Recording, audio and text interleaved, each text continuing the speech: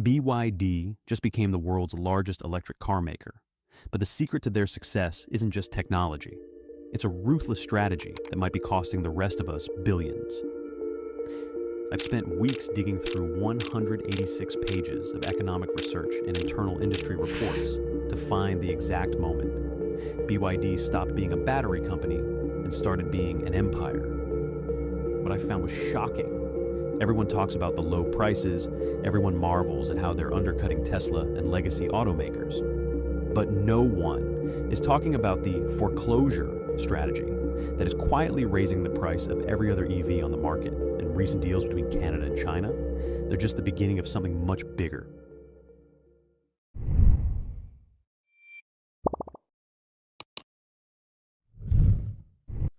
Let's go back to 1995, Shenzhen, China.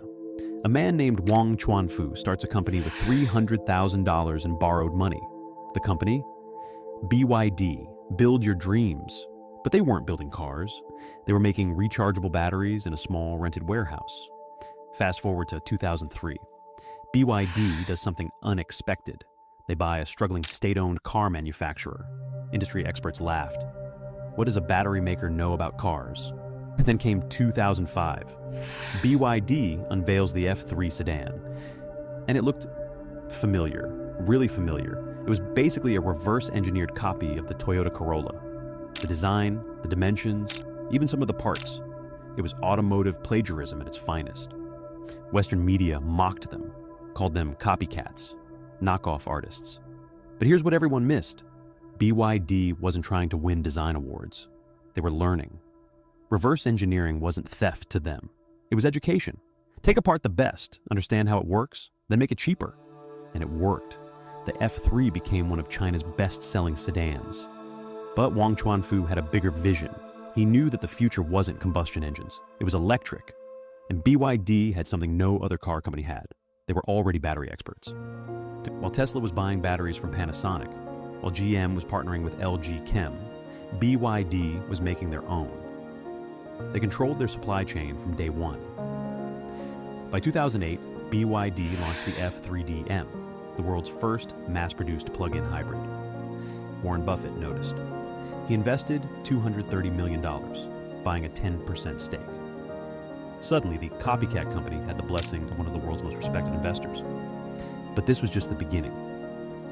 What BYD was building behind the scenes would change everything. Today, BYD employs over 800,000 people. Let that sink in. That's more than Ford, GM, and Stellantis combined. They operate in over 400 cities across 6 continents. But numbers don't tell the full story. What BYD built is something they call the technology fish pond. It's their internal term for an innovation ecosystem where ideas breed, compete, and evolve like fish in a pond. In 2020, BYD unveiled the Blade battery. This wasn't just an incremental improvement. It was a fundamental reimagining of lithium iron phosphate battery design. Traditional EV batteries are packed with small cylindrical cells. They're prone to thermal runaway. Basically, they can catch fire. BYD's Blade battery used long, thin cells arranged like blades. The result? More energy density, better safety, and lower cost. They drove a nail through it on camera. They overcharged it. They crushed it. It didn't catch fire. Meanwhile, competing battery designs literally exploded during the same tests. Then came 2024. BYD announced a 1 megawatt ultra-fast charging system. We're talking 10 minutes to add 600 kilometers of range. For context, that's like filling a gas tank, except you're charging an electric car. Tesla's superchargers, they top out at 250 kilowatts. BYD just leapfrogged them by 4 times. This wasn't just innovation, this was a statement. We don't follow, we lead. But here's where it gets interesting. BYD doesn't just make batteries and cars. They make the battery management systems, the power electronics, the electric motors, the semiconductor chips. They even make the manufacturing equipment that makes the parts. This is vertical integration on a scale the world has rarely seen. Henry Ford's River Rouge plant in the 1920s is the only real comparison. Raw materials went in one end, finished cars came out the other. And this is where BYD's story takes a darker turn. Because when you control everything, you also control who else can compete. And BYD has been using that control in ways that economists are just beginning to understand.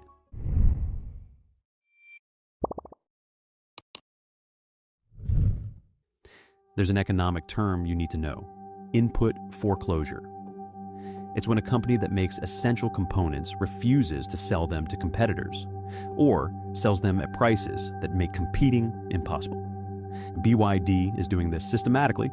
They have the blade battery technology, they have advanced electric motor designs, they have proprietary semiconductor chips, and they're keeping it all in-house. Meanwhile, companies like Volkswagen, Ford, and Hyundai have to buy their batteries from third parties at higher prices.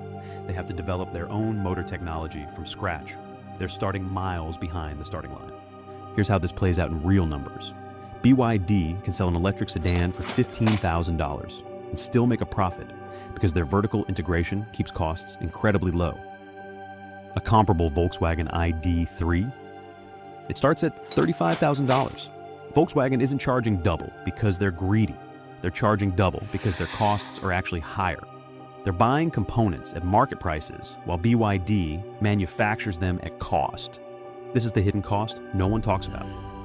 BYD's dominance isn't just making their cars cheaper, it's making everyone else's cars more expensive by comparison. Competitors are being foreclosed from the technology they need to compete, but there's another cost: a human one. In 2024, reports emerged from BYD's factory in Brazil. Workers described 12-hour shifts, 6 days a week, allegations of passport confiscation, living conditions that workers called degrading. Brazilian labor authorities launched investigations. BYD denied the allegations, calling them misinformation, but the workers' testimonies kept coming. This wasn't just one or two disgruntled employees.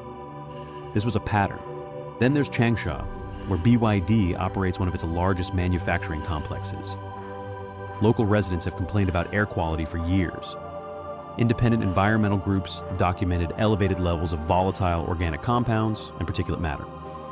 BYD says they meet all environmental standards, but meeting government standards in China isn't the same as being environmentally clean. It's meeting the bare minimum in a country where environmental regulations are notoriously lax. This is the friction at the heart of BYD's empire. The same vertical integration that makes them efficient also makes them opaque. They don't need to answer to suppliers who might blow whistles. They don't need to comply with third-party audits. They are a closed system. And closed systems hide things well.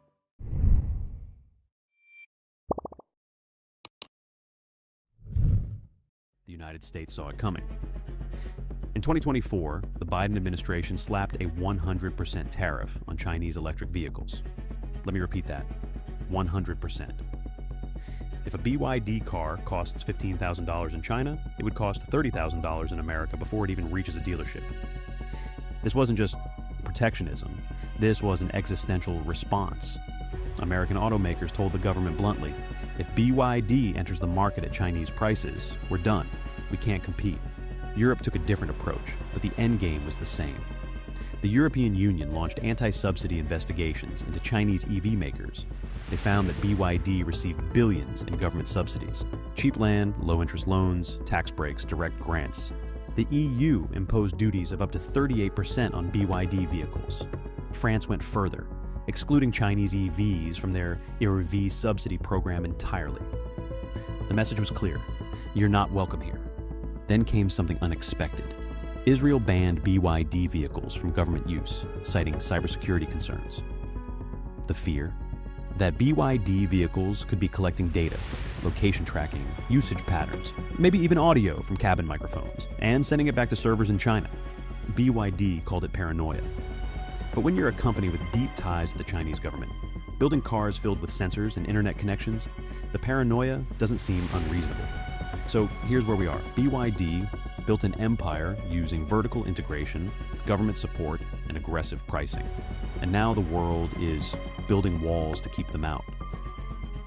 The question isn't whether they can succeed in China. They already have.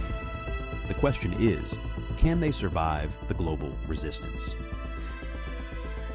They are expanding into markets across Southeast Asia, South America, and Africa. They're building factories in Thailand, Brazil, Hungary, and Uzbekistan. They're investing billions into autonomous driving and flying cars. Yes, flying cars. But here's the risk. Empires collapse under their own weight. Rome didn't fall to external enemies first. It fell to internal corruption and overextension. The Soviet Union didn't lose a war. It couldn't sustain its own ambitions. BYD is moving so fast that cracks are starting to show. Quality control issues, labor disputes, geopolitical backlash. These are warning signs. So are they the future of transportation or a future ruin of overexpansion? The honest answer is, we don't know yet. What we do know is that their rise has come with costs. Economic costs to competitors, human costs to workers, environmental costs to communities. Build your dreams is a compelling slogan, but we need to ask, whose dreams are being built and at what cost? Thanks for watching. If this video made you think differently about the EV revolution, hit that like button and subscribe. Because the story of BYD isn't over, it's just beginning.